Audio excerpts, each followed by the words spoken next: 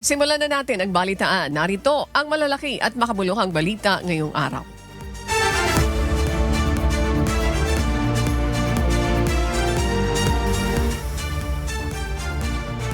Naniniwala si House Assistant Minority Leader at Akbayan Party List Representative Chel Diokno na maaari pa ring ilabas ng Kamara ang Statement of Assets, Liabilities and Net Worth o SALN ni dating Congressman Elizalde Co. Ito'y kahit hindi na siya miyembro ng House of Representatives. Kaya ang panawagan ni Congressman Diokno sa liderato ng Kamara, ilabas ang SALN ni Nako at iba pang kongresistang idinadawit sa manuwalyang flood control projects. Dagdag pa nito, matagal na rin dapat hiningi ng Independent Commission for Infrastructure, Department of Justice at Ombudsman ang SALN ni Ko.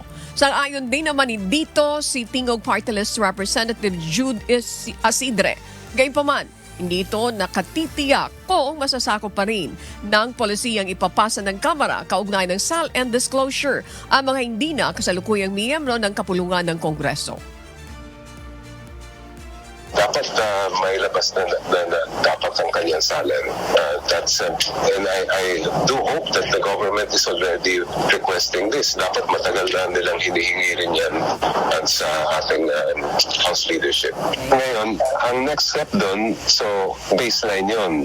Ito na, nakita natin yung SALN. So ito yung mga kinita niya, ito yung mga ari-arian niya. The next step is investigation. Maganda sana to provide clarity. In fact, dapat yung historical para makita natin kung gaano siya kayaman before siya nag-congressman at gaano siya yumaman during his term of office. Would be good to look at it.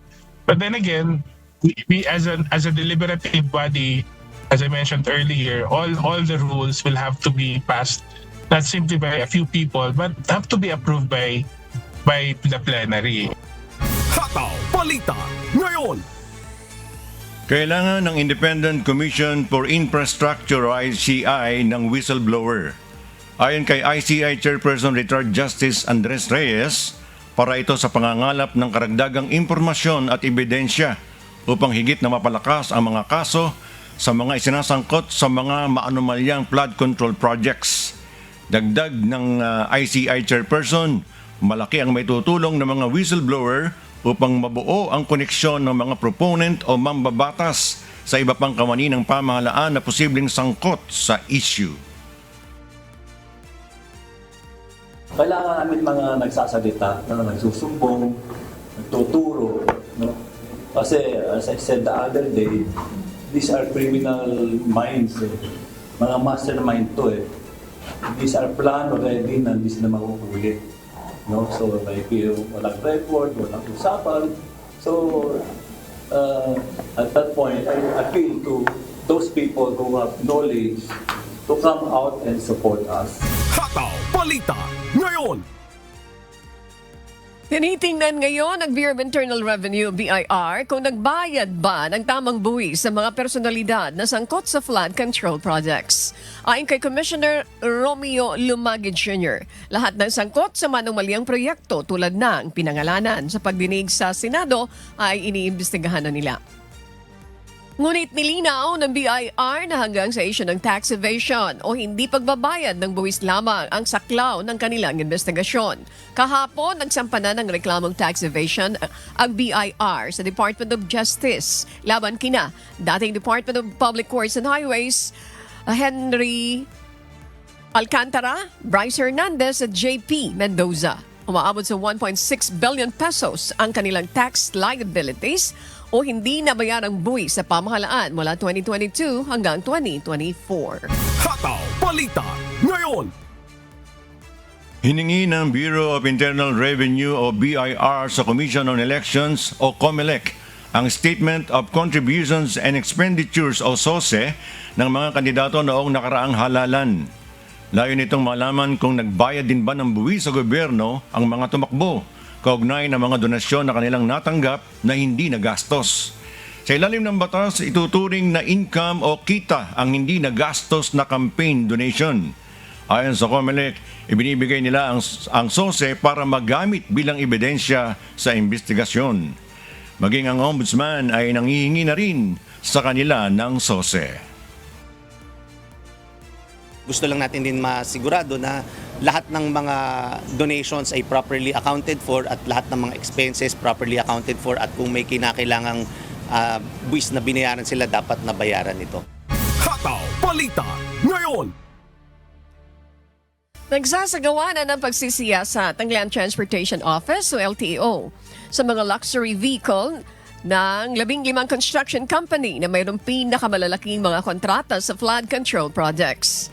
Alinsunod dito sa guidance na ibinigay ng Independent Commission for Infrastructure o ICI. Isa sa tinitingnan ng LTO ay kung kanino nakapangalan o kung sino-sino ang registered owner ng mga mamahaling sasakyan. Ayon kay LTO Chief Assistant Secretary Marcos Lacanilao, sa kasalukuyan, kinukumpleto na nila ang mga report na kakailanganin ng ICI. Kami naman po, sumusunod lang kami doon sa guidance ng ICI. So yun pong nilabas po na Pangulong Ferdinand Marcos na imbestigahan na yung 15 involved sa flood control. Yung mga kumpanyang yun po yung sinisilip namin. Hataw Balita ngayon. Pinaghahanda na ni Pangulong Ferdinand Marcos Jr. ang mga ahensya ng gobyerno para sa paparating na bagyong Juan na nagbabadyang maging super typhoon. Malaking hamon ngayon para sa pamahalaan na paghandaan ng malakas na bagyo, lalo't ang ibang mga personnel ay nakadeploy pa para magsagawa ng relief operation sa mga naapektuhan ng bagyong Tino. Kahapon November 6, inanunsyo ng Pangulo ang state of calamity sa buong bansa kasunod ng pakikipagpulong sa mga opisyal ng pamahalaan sa headquarters ng National Disaster Risk Reduction and Management Council o NDRRMC. Dahil dito, may lalabas kaagad ang kinakailangang pondo na magagamit sa pagresponde sa mga naapektuhan ng bagyo. There was a proposal from the NDRMC which I approved that we will declare a national calamity. Because ilang regions na yan, there will be almost 10 regions, 10-12 regions that will be affected. Hataw Balita ngayon. Patuloy pa rin iniimbestigahan ang naging sanhi ng pagbagsak ng Super Huey helicopter sa Agusan del Sur noong Lunes. Pasado 7:00 kagabi nang lumapag sa Villamor Air Base ang C-130 aircraft na naghatid sa 4 na labi ng airman na kabilang sa mga nasawi. Kabilang dito ang 2 piloto na sina Captain Pauli Dumagan at Second Lieutenant Royce Luis Camigla, crew na sina Sergeant John Christopher Golpo at Airman First Class Erickson Merico. Nauna na ang ginawaran ng Heroes Honor at inihatid sa kanilang probinsya kahapon ng umaga sina Sergeant Evis Sijob sa General Santos City at Airman Amir Kaidar Apion sa Zamboanga City. Sa ngayon po ba, medyo nahihirapan po tayo dahil kita nyo rin po sa ibang mga videos na talagang nasunog po. Hindi pa naman po din kami nakapag-usap din po ng investigators dahil nandun po sila sa area. But rest assured po that they're doing everything they can. Lahat po ng eyewitness accounts din po. Sa katunayan nga po, di ba meron na po tayong mga kababayan na nandun sa near the area na meron po nakakuha nga po ng ibang mga videos. So, maaari rin po nating pag-aralan po iyon. Hataw Balita ngayon. Nakalipad na pabalik sa Brigadier General Benito N. Ebuen Air Base sa Lapu-Lapu City, Cebu kahapon ang S-70I Black Hawk helicopter ng Philippine Air Force. Noong Miyerkules ng umaga, nagsagawa ito ng precautionary landing sa bukiring bahagi ng St. Bernard, Southern Leyte habang sinasagawa ang Rapid Damage Assessment and Needs Analysis o RDA&A sa mga lugar na dinaanan ng Bagyong Tino.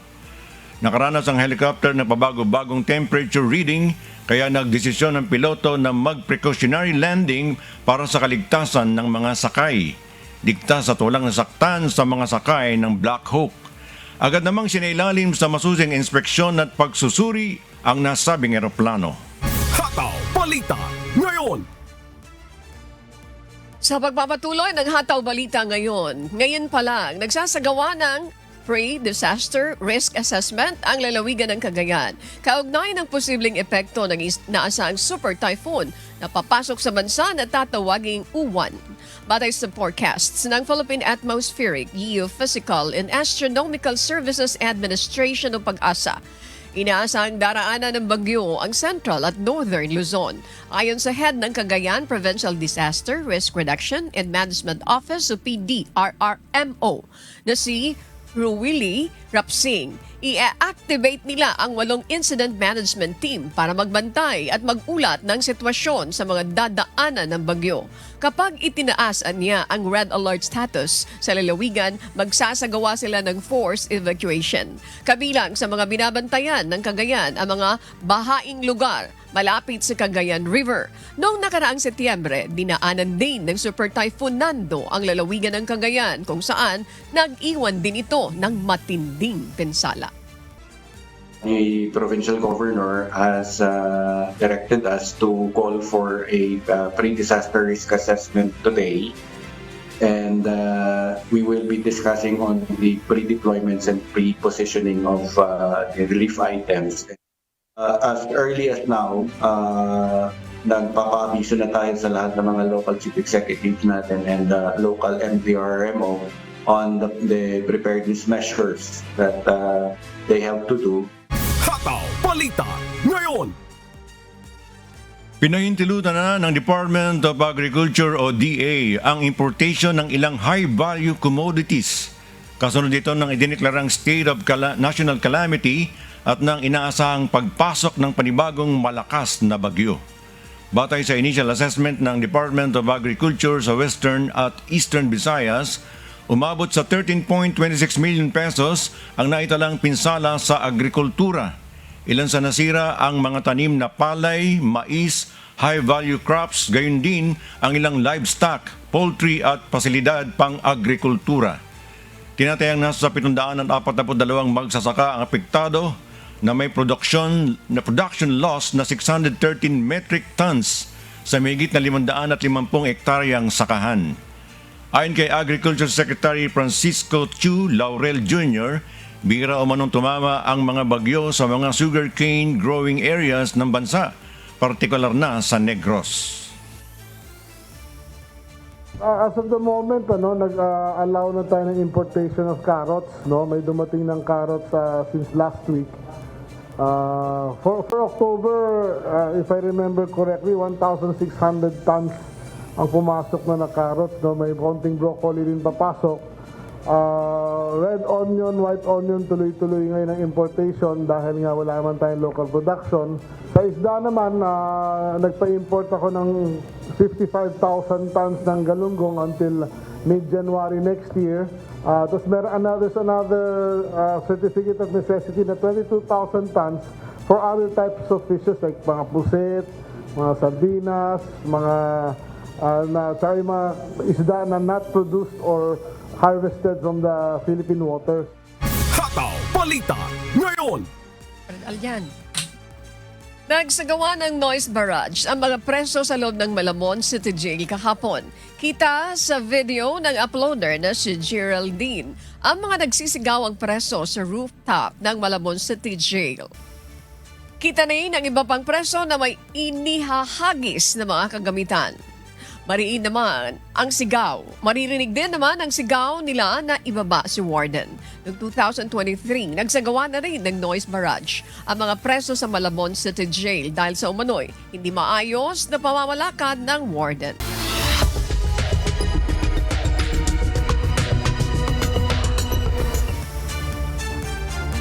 Good morning, Bert. Good morning, Ma'am Annie at mga kasambahay.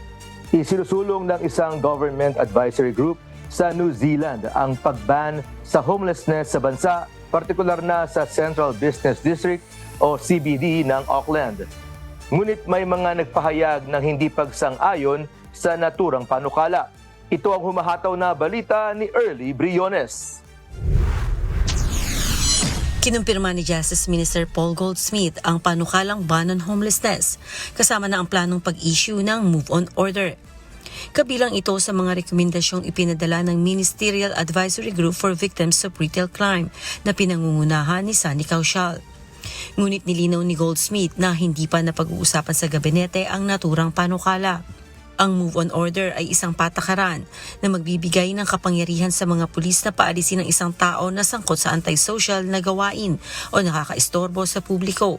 Binatikos ito ng Labor Party at ilang mga community groups. Ayon sa Association of Consumer and Taxpayers o ACT Party, kailangang mas pagtuunan muna ng pansin ng pamahalaan ng pagpapatayo ng mas maraming tahanan at mabigyan ng tulong ang mga walang matitirahan. Inihayag naman ni New Zealand Prime Minister Christopher Luxon na patuloy ang konsultasyon sa mga sektor sa Auckland upang tugunan ng mga kaso ng antisocial behaviors.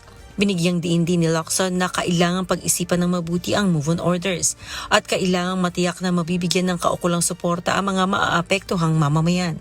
Early Briones, humahataw sa balita ngayon.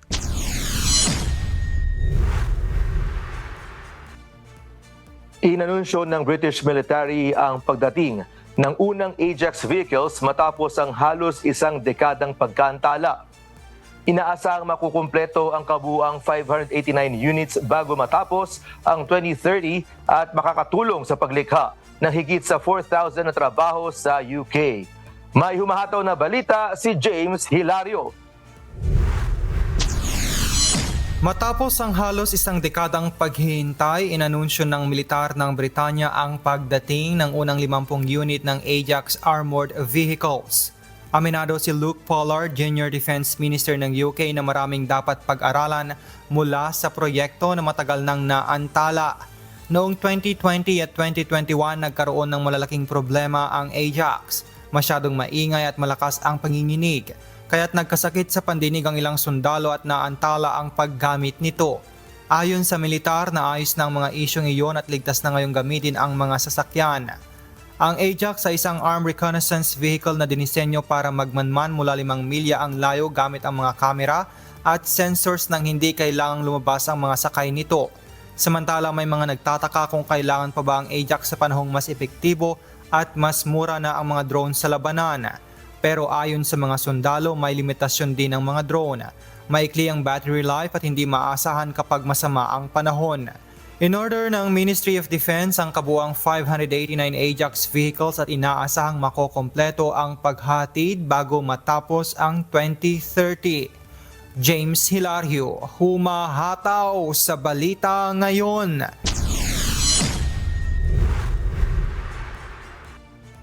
Inanunsyo ng puno ng Federal Public Service ng Canada na maaaring mawala ng trabaho ang 40,000 na empleyado ng gobyerno.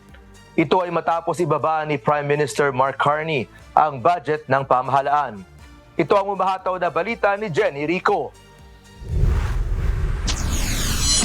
Sa isang memo na ipinadala sa mga federal employee ni Michael Sabia, clerk ng Privy Council, plano ng pamahalaan ng Canada na makatipid ng $60 billion sa loob ng 5 taon. Para magawa ito, kakailanganin bawasan ng gobyerno ang ilang mga programa nito o di kaya'y tuluyan ng tanggalin ng ilan dito. Ayon kay Sabia, obligado silang bawasan ng 40,000 tao ang public service. Mangyayari naman ang pagtatanggal sa trabaho kung aaprubahan ang federal budget ng Parliament ngayong buwan. Ngunit kapag naaprubahan, agad na malalaman kung sino ang apektado ng layoff. Susuportahan din naman ang mga mag-early retirement. Jenny Rico, humahataw sa balita ngayon.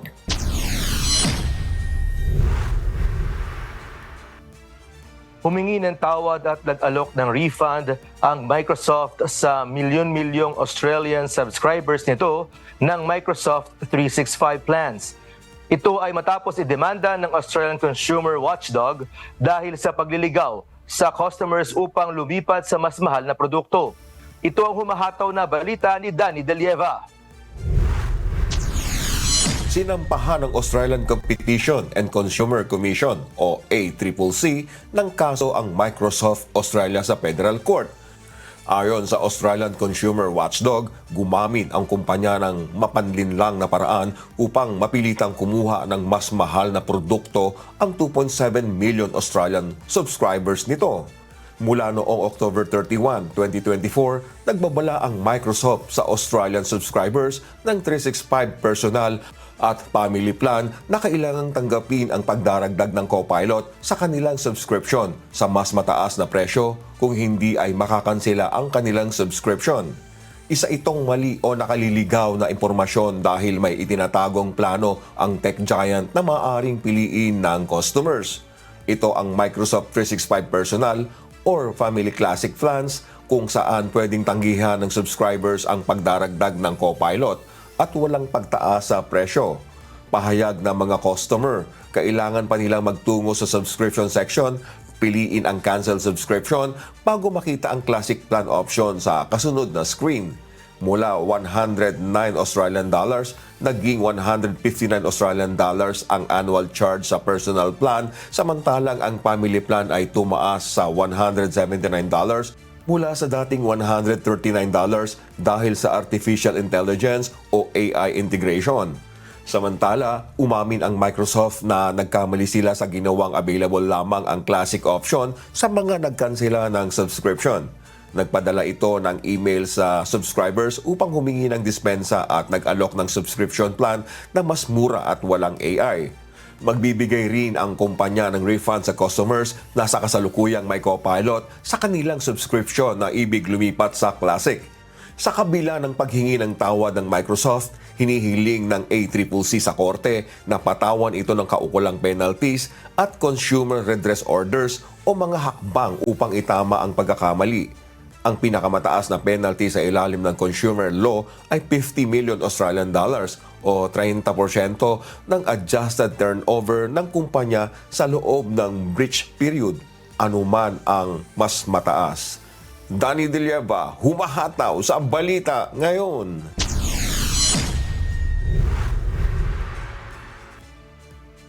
Tampok sa isang makabuluhang diplomatic bazaar sa Bangkok, Thailand, ang mga pinagmamalaking produktong Pinoy. Dito ipinamalas ang pagiging malikhain ng ating mga kababayan. Ito ang humahataw na balita ni Rowena Libadia. Pagpapamalas sa kasiningan at kawanggawa sa kapwa. Ito ang pangunahing layunin ng 7th YWCA Diplomatic Charity Bazaar na idinaos sa Bangkok, Thailand kahapon, November 6. Isa ang Pilipinas sa 43 bansa na nakilahok sa makabuluhang bazaar na ito, kung saan muling ipinamalas ng ating mga kababayang Pilipino ang kanilang pagiging malikhain sa larangan ng sining at craftsmanship. Well, ang unang inspirasyon, of course, ay ang kawanggawa. Dahil ang YWCA, ang una niyang pakay ay makakalap ng resources para maipamahagi sa charity.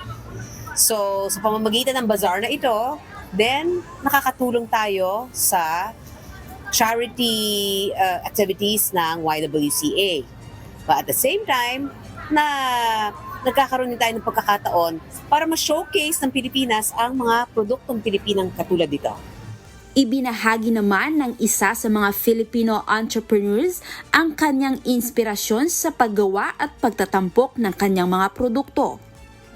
Yung dala namin na collection, actually marami siyang inspirasyon. Isa na dito is yung mga gulay ng ating gawa ng mga magsasaka natin. Nakatira po kasi ako sa Baguio and lagi ako pumupunta sa Baguio Public Market and doon ko nakikita yung mga hina-harvest nila sa iba't ibang city around Baguio, and then nakikita ko yung mga gulay na napaka-colorful. So parang ang ganda niya tingnan, ang ganda tingnan lahat ng colors. So isa yun sa mga inspiration ko sa mga dala ko ngayon. Exclusivity o pagiging natatangi ang nais maiparating ng isang Filipino designer sa kanyang mga pinagmamalaking gawang kamay. Habang proud naman ang isa nating kababayan na maitampok at maipakita sa buong mundo ang mga likhang Pilipino sa naturang larangan. The aim is exclusivity. We all know that in Thailand and other countries, they do like mass-produced jewelry that are more wearable, but under my brand, it's more on exclusivity and the uniqueness of it. Actually, bago lang ako dito sa negosyo ito, pero I'm very proud because I realized na sobrang yaman ng Pilipinas sa mga materials na meron tayo at sa galing ng craftsmanship at artistry ng mga Pilipino. Okay? So kaya dapat talaga ipagmalaki ang gawang Pilipinas. Muling naipamalas ang galing ng Pilipino sa larangang ito. Paghahabing mula sa puso na may layuning makatulong sa nangangailangan na talaga namang maipagmamalaki natin sa buong mundo.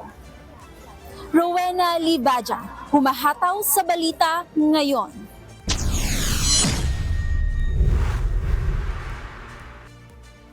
Kabilang ang Pilipinas sa 44 na bansa na lumahok sa Taiwan Creative Content Fest o TCCF sa Taipei. Kabilang sa mga dumalo sa taunang pagtitipon ang mga creator, producer at investor sa larangan ng film, animation at digital media. Ito ang humahataw na balita ni Amiel Pascual.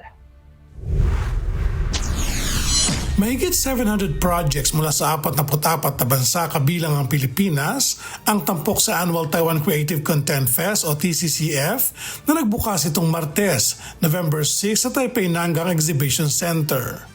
Nagsama-sama ang mga filmmaker, animator, game creator at digital creator mula sa iba't ibang panig ng mundo para sa pitching, collaboration at networking sa larangan ng creative industry. Tampok sa Philippine Pavilion Exhibit ang mga world-class Pinoy talent sa pelikula, animation at storytelling sa pangunguna ng Film Development Council of the Philippines o FDCP at Create Philippines. We are showcasing original content from the animation, game, and music sector. So this is the first time we're participating in DCCF, and this is a very important step towards making our original content known to the global industry. Kasi may laban talaga ang Filipino content, and maganda na ma-expose ang ating animators, developers to the international buyers para they see na they can do business sa our country. Ito ang mga opportunity para sa mga Filipino filmmakers para pwede sila mag-pitch ng mga Filipino IPs for intellectual property sa international audience. So ito po our chance para pwede silang magkaroon ng investors internationally or co-producer. Ay naman kay Direk Jose Javier Reyes na siyang chairman at CEO ng FDCP, bukod sa pagpapalakas ng creative industry ng Pilipinas, malaking tulong din ang ganitong pagkakataon para maipakilala ang sining at kakayahan ng mga Pilipino sa buong mundo. Importante ito sa napakilatan ito sa mga atka. Bakit? Pati na rin sa mapigyo at sama na natin ang ukol sa Belagawa, Pilipinas. Dito ay paraan ito pagpipita na hindi ang bawat lading na kondusyon Pilipinas na mahigit isang taon na yung tuburise. Naniniwala rin ang Filipino director na marami tayong maaaring matutunan sa film technology ng ibang bansa. Sa pamamagitan ng pagpapakilala ay maaari mo mapalato ni Pusya dahil sa mga posibilidad na 50 pariyanta sa mga ibang bansa at makikita nila ang ating teknolohiya at sa paraan ito malay kukukurin ba sa dakkamediya. Bukod sa exhibition na nagsagawa rin ng forum at discussion upang talakayin ang iba't ibang aspeto ng content creation, technology, innovation at global market. Magtatapos ang Taiwan Creative Content Fest ngayong araw, November 7. Amiel Pascual, humahataw sa balita ngayon.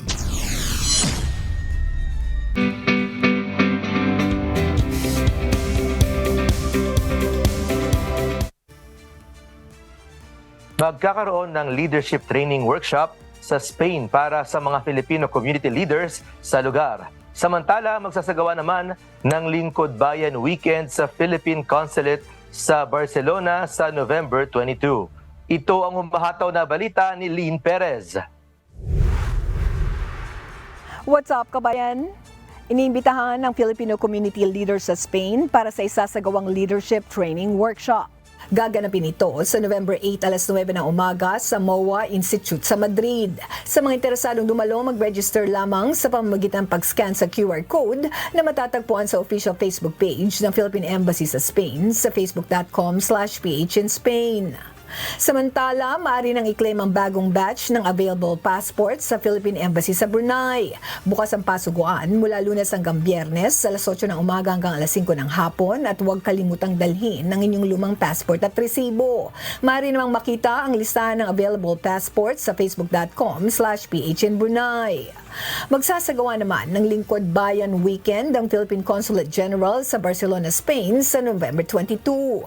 Ang Part 1 ay gaganapin mula alas 10 ng umaga hanggang alas 4 ng hapon.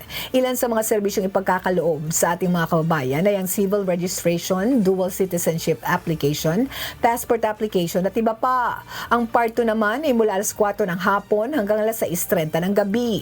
Ilan sa mga serbisyong ihahandog sa Part 2 ay ang MWO at OWA orientation, pag-uusap hinggil sa Philippine and Spanish immigration laws at iba pa. Para sa kumpletong impormasyon, bumisita lamang sa official Facebook page ng Philippine Consulate General sa Barcelona sa facebook.com/phinbarcelona. At nag-aanyaya ang Philippine Embassy sa Guangzhou para sa Sine Filipino sa konsulado. Gaganapin ito sa November 29, December 6 at December 13 kung saan itatampok ang ilang Philippine short films, documentary at featured films. Sa mga nais manood, scan lamang ang QR code na matatagpuan sa official Facebook page ng Philippine Consulate General sa Guangzhou sa facebook.com/phinguangzhou para sa seat reservation. Lynn Perez, sumahataw sa Balita Ngayon.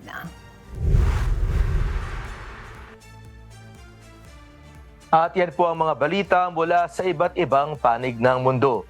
Mula rito sa Houston, Texas, ako si Sunny Cos. Magandang araw po.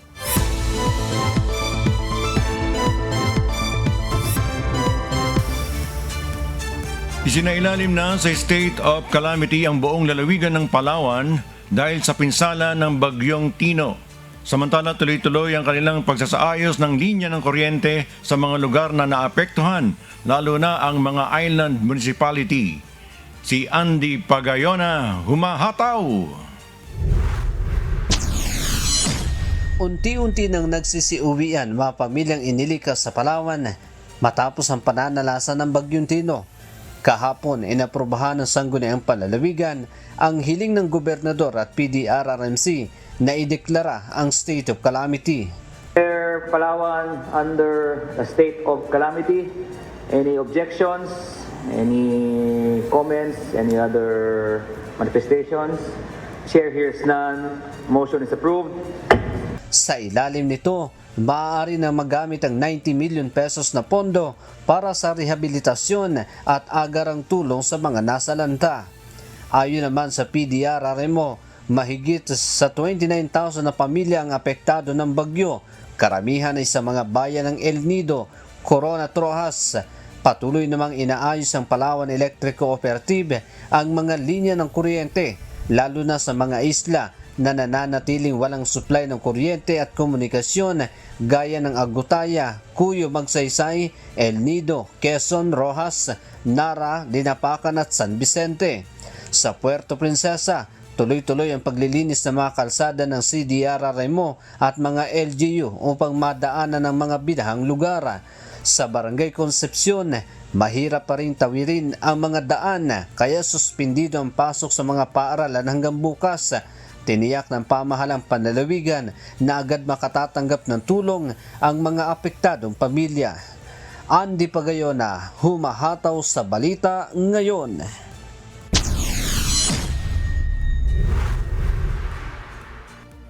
Nagbasa naman ang magkahiwalay na resolusyon ang Sangguniang Panlunsod ng Bacolod at Sangguniang Panlalawigan ng Negros Occidental nitong Huwebes ng hapon na nagdedeklara ng state of calamity sa lungsod at sa buong lalawigan matapos ang pinsalang dulot ng Bagyong Tino. Sa Bacolod, mahigit sa 7,800 pamilya ang inilikas habang 266 na bahay ang totally damaged at 2,028 ang partially damaged. Magagamit na ng lokal na pamahalaan ang Calamity Fund at ipatutupad ang price freeze sa mga pangunahing bilihin. Sa Negros Occidental, umabot na sa 44 ang nasawi, karamihan mula sa Castellana, Hinigaran, Bago City at Moises Padilla. Nagpasa ang Provincial Board ng resolution para sa state of calamity upang mapabilis ang relief at recovery operations. Yes, no.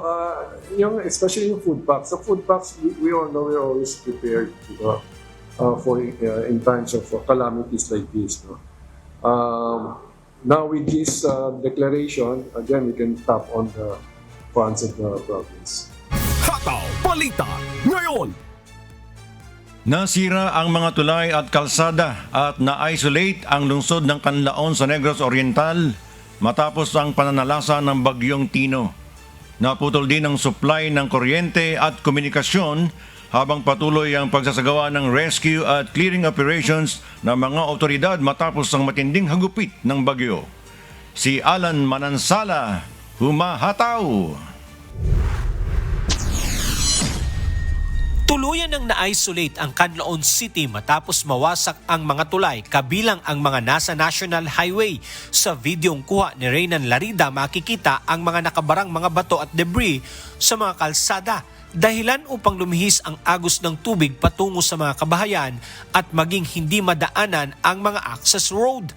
Kasalukuyang hiwalay at hindi madaanan ang mga barangay Panubigan at Mabigo dahil ang tanging natitirang footbridge ay delikado ng tawirin. Nasira rin ang mga kalsada at tulay sa lungsod matapos gumuho ang mga bato mula sa bulubundukin na nagdulot ng pagkaputol ng kuryente at komunikasyon. Ayon kay Seth Bariga, Information Officer ng Canlaon City Emergency Operations Center, simula pa noong Lunes ng gabi ay wala ng supply ng kuryente at patuloy pa ring putol ang komunikasyon.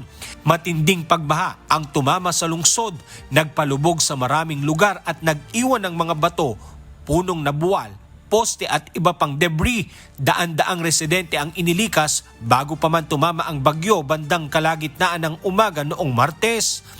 Ayon sa local government unit, kailangan pa rin ng lungsod ang malinis na tubig, kuryente, komunikasyon at pagkain. Hindi pa rin madadaanan ang Binalbagan Bridge, Inyawan Bridge, Mount City Bridge, Sitio Alibaybay Bridge, Barangay Malaiba Bridge at Barangay Bayog Bridge. Nangako naman ang Negros Oriental Government na magpapadala agad ng tulong.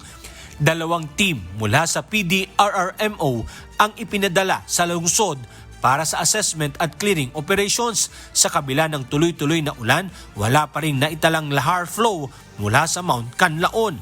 Ang lungsod ay inilagay sa ilalim ng Tropical Cyclone Warning Signal number 4 nang tumama ang Bagyong Tino sa hilagang bahagi ng Negros Island. Samantala, 6 na individual ang kumpirmadong nasawi habang marami pa ang nawawala sa gitna ng pinsalang iniwan ng bagyo. Alan Manansala, humahataw sa balita ngayon.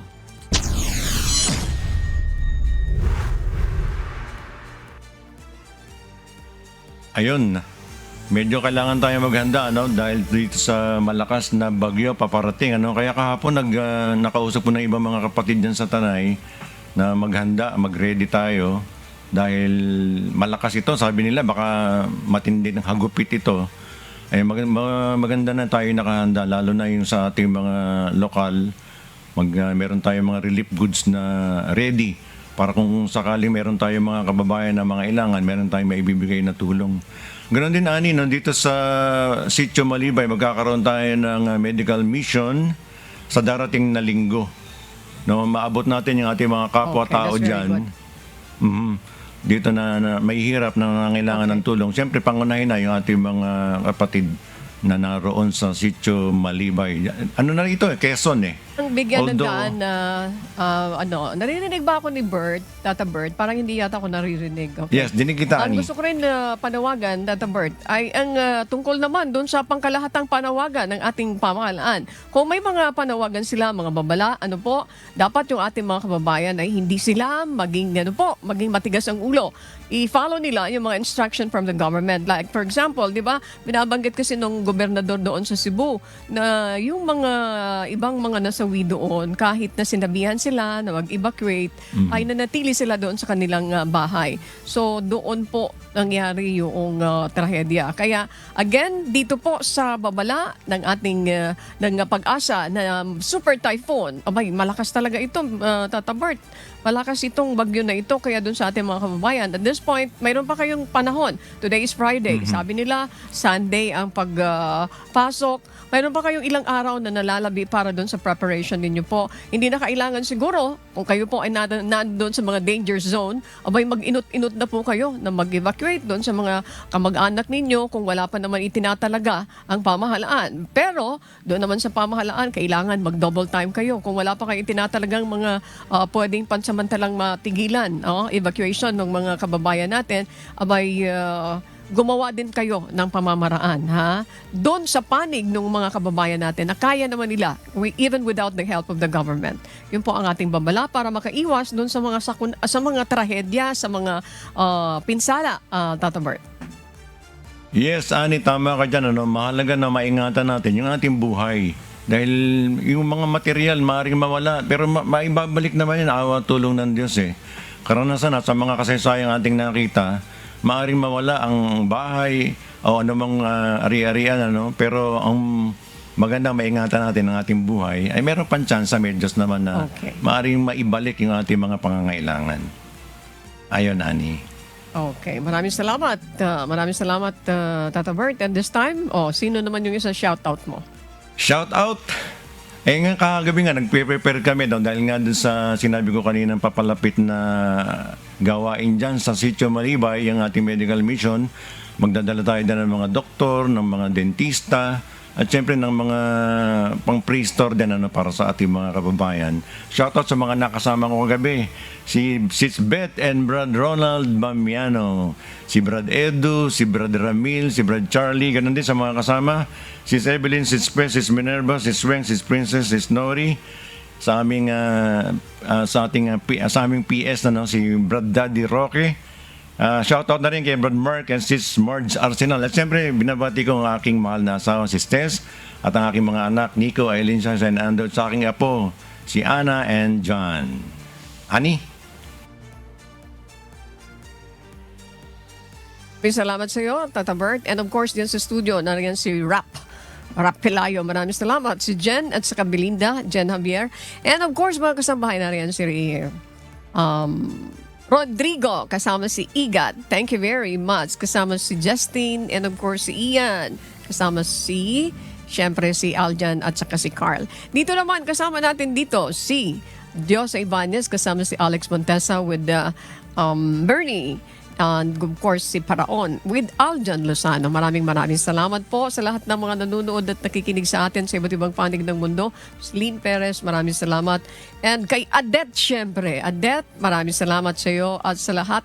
Antabay na po kayo maya-maya. Ayan, nakaready na sila George, si Bardalosa. Ayan, sila Miss Grace Casin for the good morning, Kuya. O sige, sino pang ihabol nyo? Of course, gusto kong magpasalamat sa lahat. Dito sa yung mga marshal natin, sa lahat ng mga guards natin, sa lahat ng mga medical staff at mga nurses and mga doctors. Patuloy ang pagdating ng ating mga kababayan dito na mag-a-avail mamaya ng libreng serbisyo mula naman po dito sa MCGI Charity Center. Okay? Tata Bert, ikaw ulit. Baka may hahabol ka pa. Of course, ang ating pagbati sa ating Vice President, Attorney Ruth Soriano. Good morning po sa inyo. Ayan po. At syempre, shout out po sa ating mga taga-subaybay sa buong Pilipinas at sa iba't ibang panig ng mundo.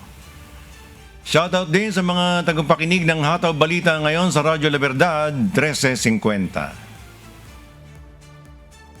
Maraming salamat po mga kasambahay. Kung may mga storya po kayong nais balikan sa Hataw Balita ngayon, pwede niyo po ito muli mapanood sa aming official social media account. Magtungo lamang po sa UNTV News and Rescue YouTube channel at i-click ang subscribe button. Gayun din po ang aming Facebook at TikTok accounts. Mapapanood niyo rin rito ang iba pang news programs ng UNTV, pati na po ang iba pang video na nag-iisang public service channel. Kaya tara na! Subscribe, like, and share.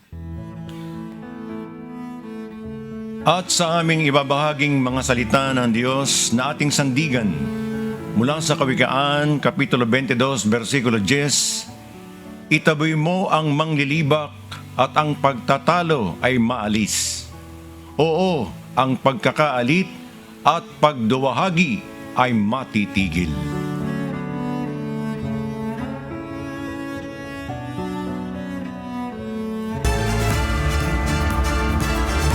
At yan po ang mga umahataw na balita ngayong umaga ng Biyernes, ikapito sa buwan ng Nobyembre, taong 2025. Sa ngalan ni amigo Sherwin Kulubong, ako po si Bert Cerudo.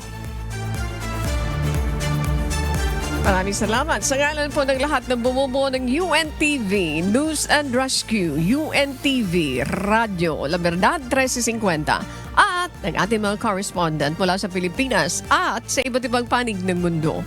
Ako naman po, si Annie Rentoy sa ngalan ni amigo Sherwin Kulubong. At dito sa UNTV at UNTV Radyo La Verdad 1350, Diyos ang aming sandigan, serbisyo publiko ang aming pinahahalagahan. Susunod na po ang Good Morning Kuya. Salamat po sa Diyos at magandang umaga.